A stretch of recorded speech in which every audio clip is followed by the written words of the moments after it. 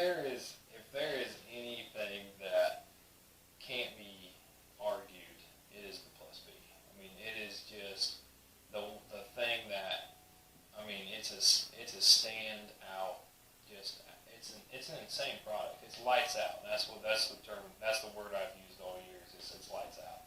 You know, I'm thankful I went ahead and you know, I sent I ran like the early beans. I ran fungicide on them, but then I sent all that back. You know, saved a boatload of money on my fungicide program, and just decided to go with another gallon of BioSure Grow with the plus M and the plus B. And when I did that, not only did the beans love it for the, you know, we put on a lot more blooms and you know, we stacked on some yield with that application, but we also got that plus M in there and got that plus B in there. And let me tell you something, we had probably the worst stink bug outbreak this year I've ever seen in my life, and it just murdered them. And you can walk through the field still and just see stink bug shells laying everywhere. Then we had the armyworm, you know, infestation creep into the area, and it hit hard. Yeah, yeah, and it hit hard.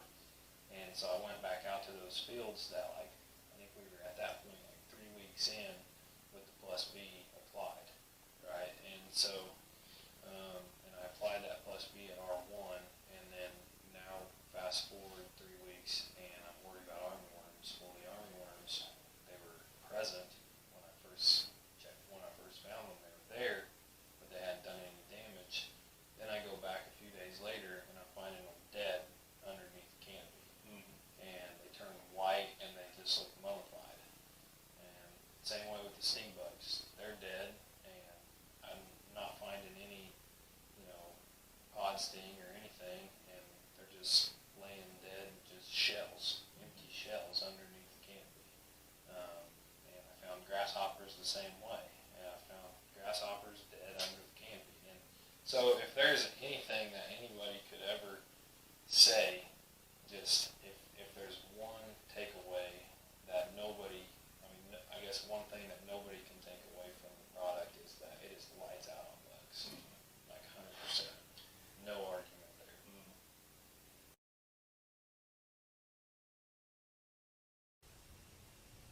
I guess the one that used the nature's formula was the plus B on the ground he had never cut one round bale off of, and he planted hay grazer in there, and on 1 acre, it was just a test plot for him.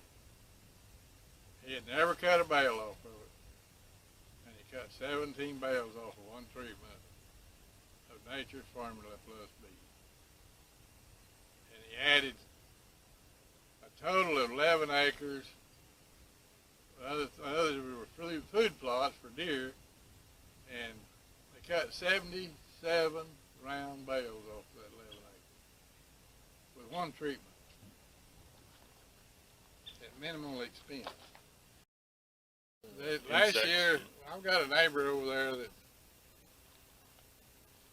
I've got 120 acre patch, and it goes right down the fence line with him, and he's got some kind of wildlife deal. He don't do anything, and he had grasshoppers like crazy. So they came over my fence line and probably got out 15 feet into us, and not heavy, but some. And from there on, we didn't have anything. We didn't have worms, we didn't have grasshoppers, we didn't have anything. There's no way I can get him to use it, but, you know, just the way it is. But yeah, it cleared it up. I'm happy. I drove 3 hours to come up here and get another tank full of it this morning.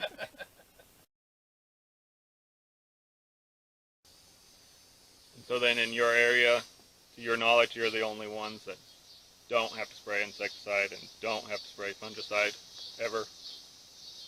Yep, we have not sprayed it in, I think, the last 6 years. Either of those things. So then what have you seen with the plus B when insects do show up? If they do. They will edge of the field, we'll see some where they will, we'll see some feeding, but that's it.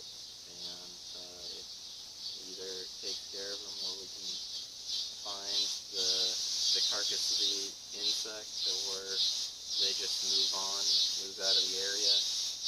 We just don't have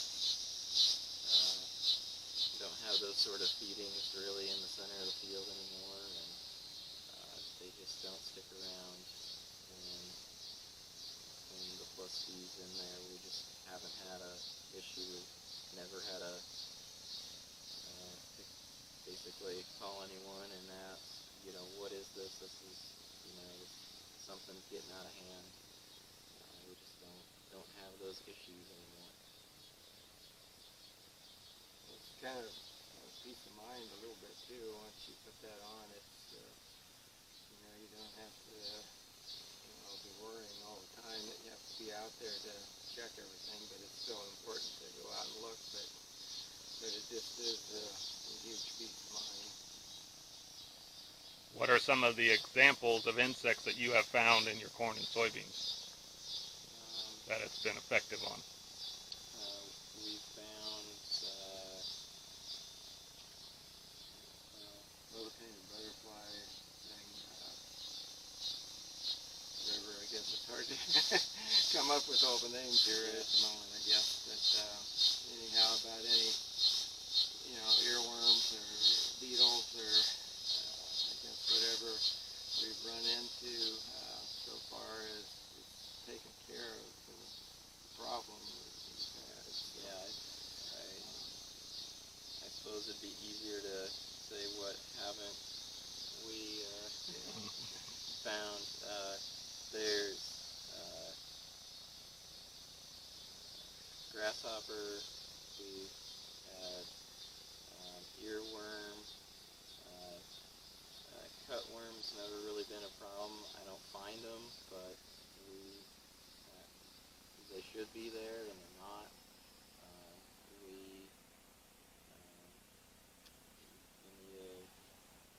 Any of the feeding beetles, they're just, there's one type of stink bug that's no longer what feeds that we don't see anymore.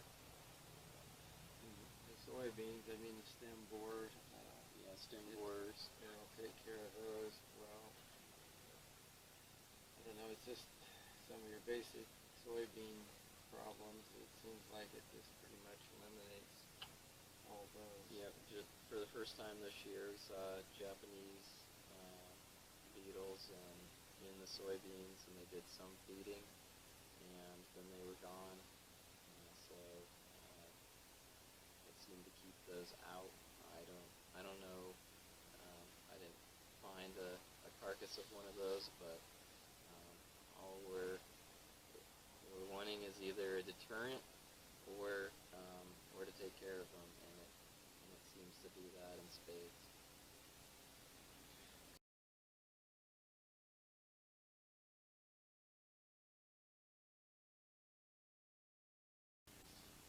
What's been your experience with Plus B additive? Plus B, year before last, we planted wheat with army worms in the fence rows, and we had, with the top dress on the seed box, and then top dress that we had no army worm damage. And I use it in the summertime on my hay grader and on the coastal for grasshoppers and grove worms and anything else that's underneath there. But I love it. What's been your favorite customer testimonial story? My favorite customer testimonial story is a man at Santo. He called me one day and said, "It will keep wild hogs out of your pasture." And I told him, I said, "Well, it's not on the label." He said, "I don't care." He said, "I have no wild hog damage." He said, "I live in the middle of a wild hog country, and all around us, they're having troubles with wild hogs." He said, "I can cut my hay." He said, "The first time in years that I've ever been able to even cut that hay patch because of the wild hog roots." So he swears by it. I've got to go with him in. And what product is he using? He's using the sugar with the plus B.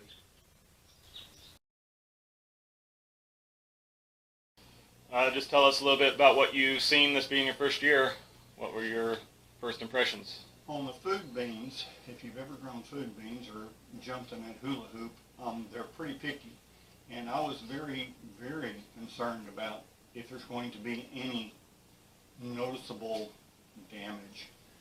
There was none.